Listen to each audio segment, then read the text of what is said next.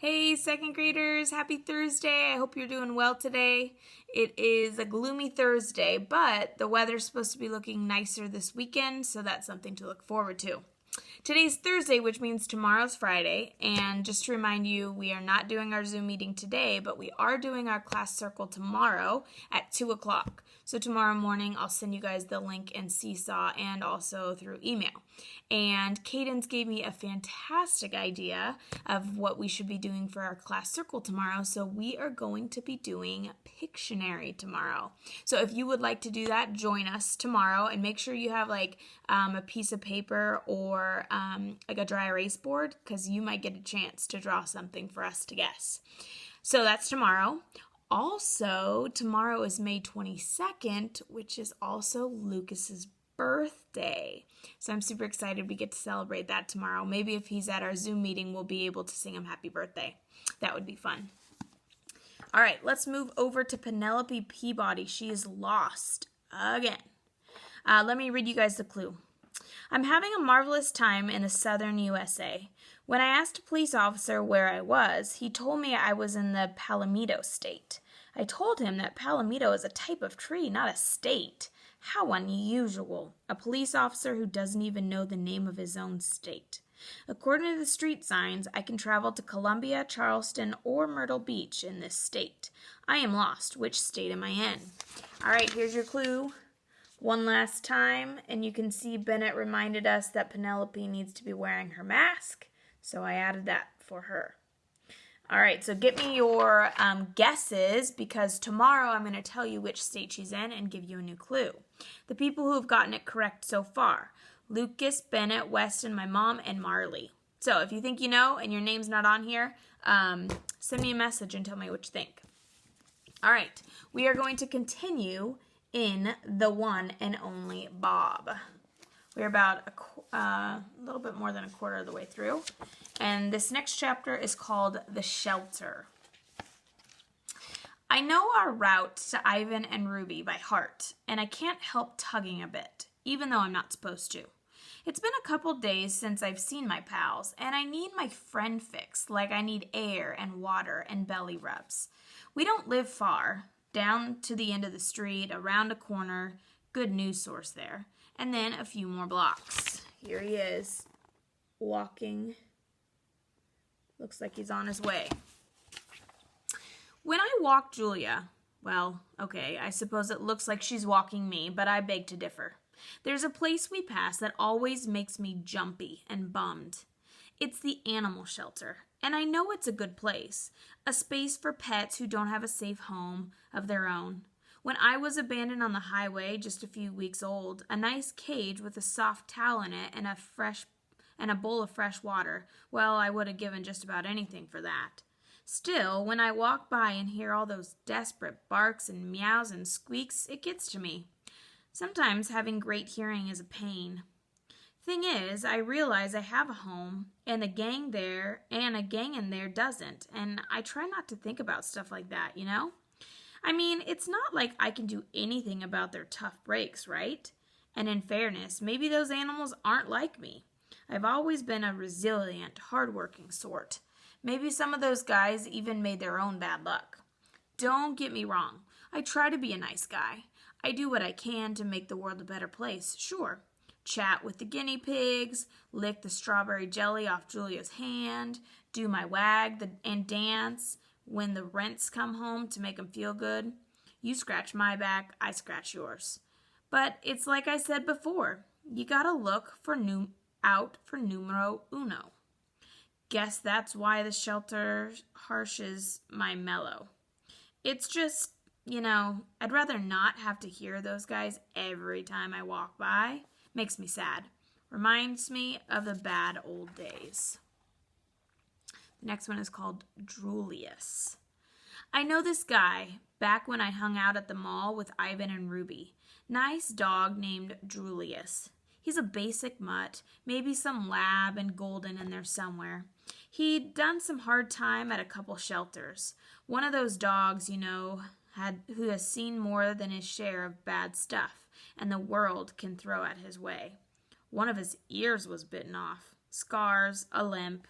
Julius lived in his backyard, winter, spring, summer, fall, chained up mostly, flies on his food, empty water bowl way too often. Still, he always had a nice word to say when I'd pass him on my daily rounds, checking out neighborhood trash cans. Once I saw his owner, again that word, step onto the back of the porch. Julius was barking, but he had a good reason. A stranger had passed by. Barking is what you're supposed to do in that circumstance, right? Maybe he's the UPS guy. I don't know. Come on, we're not the FBI. So anyways, owner came out, big, mean-looking guy, gave Julius a mean look and told him to be quiet, and then disappeared. Julius looked at me kind of embarrassed. We kept talking. A few minutes later, the owner came out again and put some towels on a line.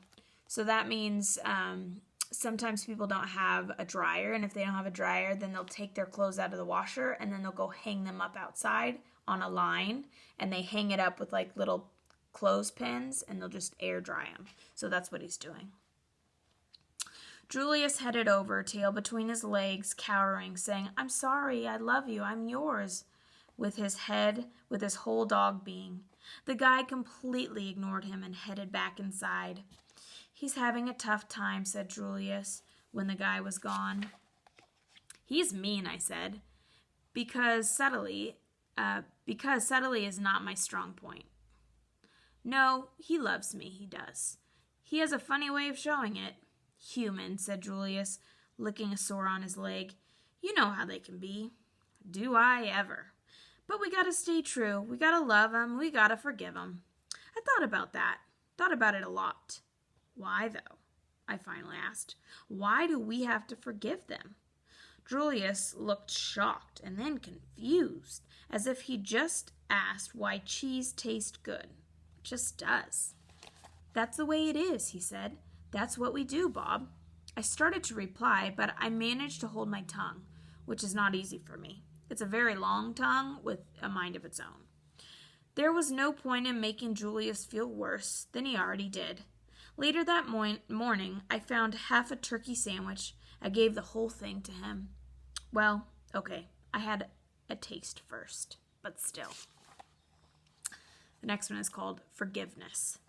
Seems like forgiving humans is one of those doggy things we're all supposed to do, like having a dog bed or doing dog boogies. It's written in our canine souls. Well, somehow I didn't get the memo, and the one that apparently went out to every dog on the planet about forgiveness. Why should I forgive the humans who tossed me and my siblings out into the night? When you forgive and you lose your anger, and when you lose your anger, you get weak. And when you get weak, you can get hurt all over again. All right, I think I'll read one more. This next one is called The Art of Human Watching. By the time we reach the park, the sky is definitely in a bad mood. Gray clouds galloping like panicked horses. The nervous scent of rain on the way. The kind that makes you antsy in your skin. When we get near the employee entrance, I hop into Julia's backpack like always. We enter through the special gate where George shows his ID, checks in, and says hi to the staff. Pet dogs aren't allowed in the park. Foxes, wolves, jackals, my dog cousins, they are. But in my opinion, even though they're technically part of my extended family, they're nothing like dogs. Only dogs have perfected the art of human watching. The smartest thing we ever did was figure out how important the human gaze is. A gaze is eyes, like how somebody looks at you. So often, when we follow the owner's eyes, we're rewarded with something amazing. A smelly sock, a glazed donut that's fallen on a smelly sock. We follow every blink, every sidelong glance. We see it, whatever it is, before humans do. We understand before they do. And if there's a glazed donut involved, we eat it before they do. That would be true. I would say that's true. All right, I'm going to stop right there. The next one tomorrow I'll read to you guys is called Puppy Eyes.